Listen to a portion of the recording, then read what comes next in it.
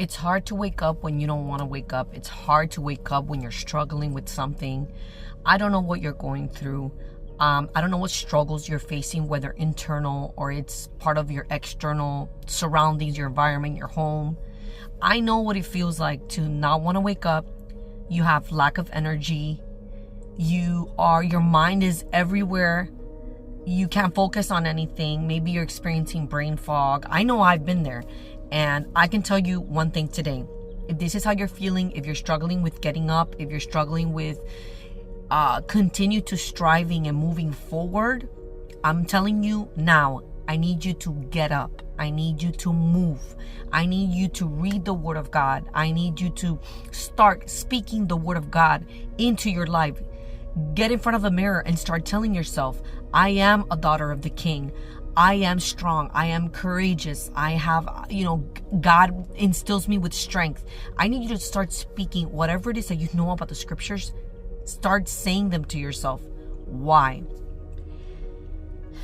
When you're done, you're going to feel like you have been jolted back to reality. Like you wake up and you're like, wait a second, I got to keep going. I got to keep going. There is no stopping. There is no, I'm feeling sad. Let me just sit and wallow in this sadness. No, I need you to get up. I need you to be mindful. What are you going to do today? What are you going to get done? What are your dreams? What are your goals? You have to keep at it. You can't stop. And one of the best ways, a lot of people that I have spoken to before, many conversations, including myself, this whole, okay, I feel sad, I feel alone, I feel depressed, or whatever anxiety or whatever I'm dealing with, I feel stuck in it. And I'm like, how do I get out and renew my mind? One of the best ways to renew your mind is to start learning. Learn anything. It's one of the reasons why I read a lot. And it's one of the reasons why I'm doing this 21-day brain detox. And I'm studying this book, Switch on Your Brain. I'm putting the link down below. And I just recently started doing the workbook as well. Started writing on the workbook. And the Bible encourages us to gain knowledge. And there's a reason for that. There's a reason why it's so important for us to continue to learn. Because as we learn, something is happening into our brain. Our brain is becoming plastic. It's called, I think, in this book, it says something like self-directed neuroplasticity, where your brain, I guess that's the best way to describe it. It becomes plastic. So now it's easier to renew your mind because now you can absorb information. I mean, it's brilliant. The way that it depicts this whole process, I'm like, wow, I was just in awe. But I feel like once we understand, because we know, okay, learning is good for you. Yeah, in theory, like it's here, right?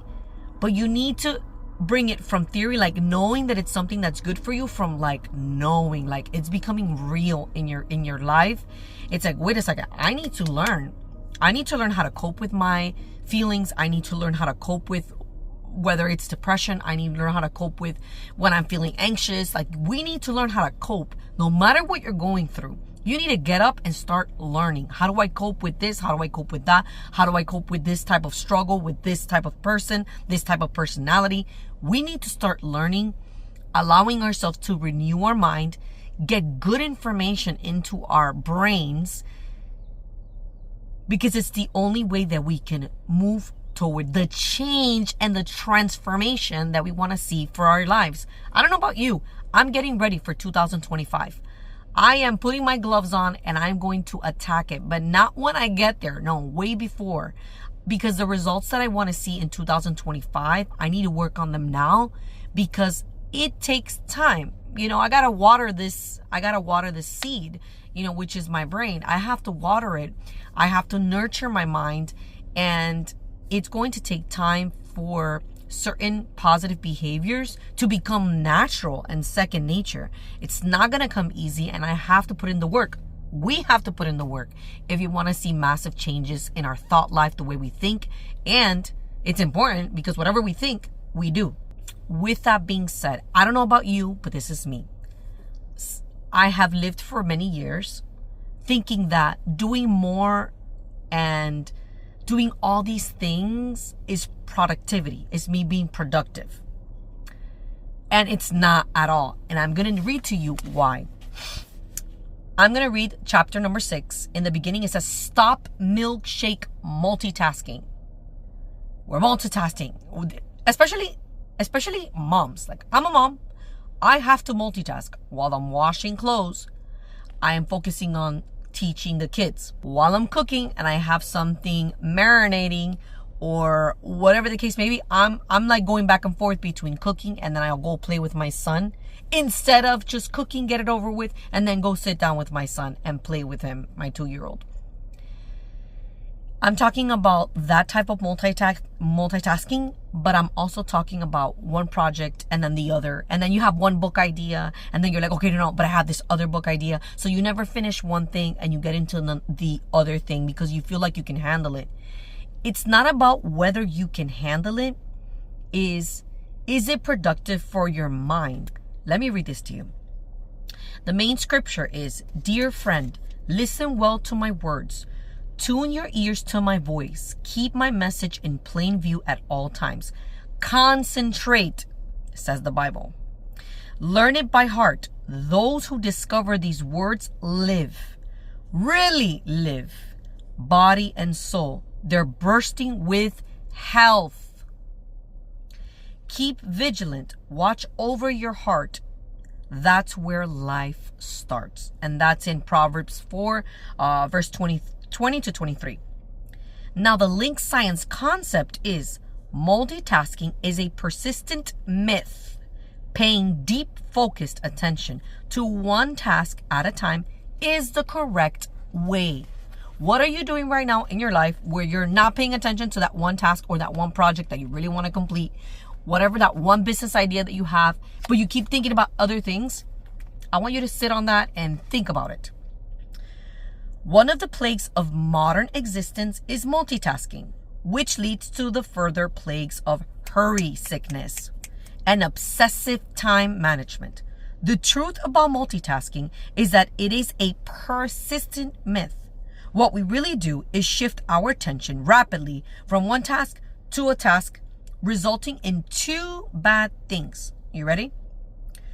We don't devote as much focused attention as we should to a specific activity, task, or piece of information. And number 2, we sacrifice the quality of our attention.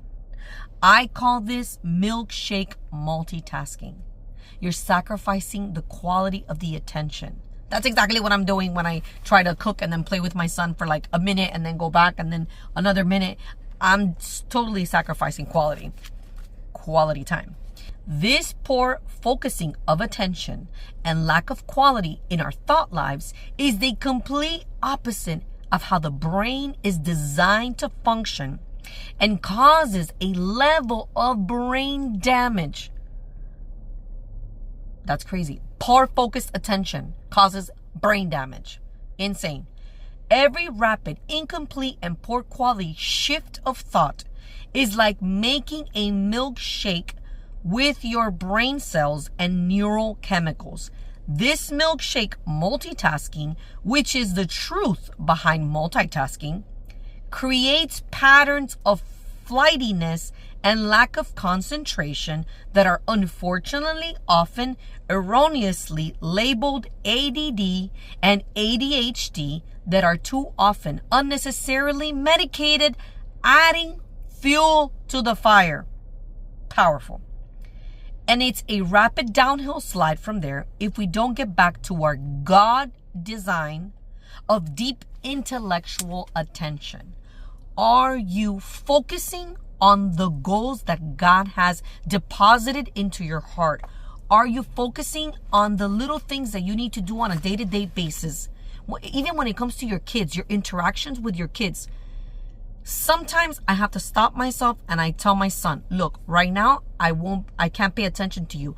I need to cook. Let me finish everything. And then while we're having dinner, while we're having lunch, we'll go ahead and sit down and you can tell me all about your book. You can tell me all about your ideas. I do this with my daughter. I do this with my son. I need to practice with my 2-year-old because he wants my attention all the time. He doesn't understand, obviously. But Think about that. Sit with me. Learn with me. If we do not learn, we cannot move forward. If we do not try to position ourselves in living a life where we focus on the things that matter to us. For example, whether it's our family, your moments where you're actually working on a specific project, where when you're working on one business, and you're working on that one business and you're trying to make it, take it wherever you want to take it. You need to focus on that one task that you need to get done. Not 5 tasks, no, one task.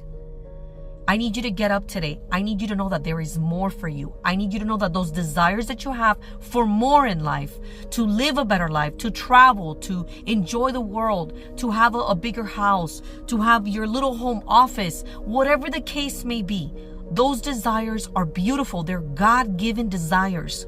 You want to work toward them? Perfect. Do it. But you need to get up. You need to motivate yourself. You need to read the Word of God. You need to get some knowledge into your brain.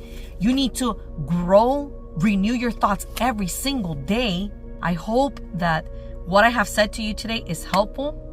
I pray that today you have an amazing day, it's a day of abundance of joy, peace, laughter. Start working on the things that you want to see in 2025. I hope this was helpful, and God bless you.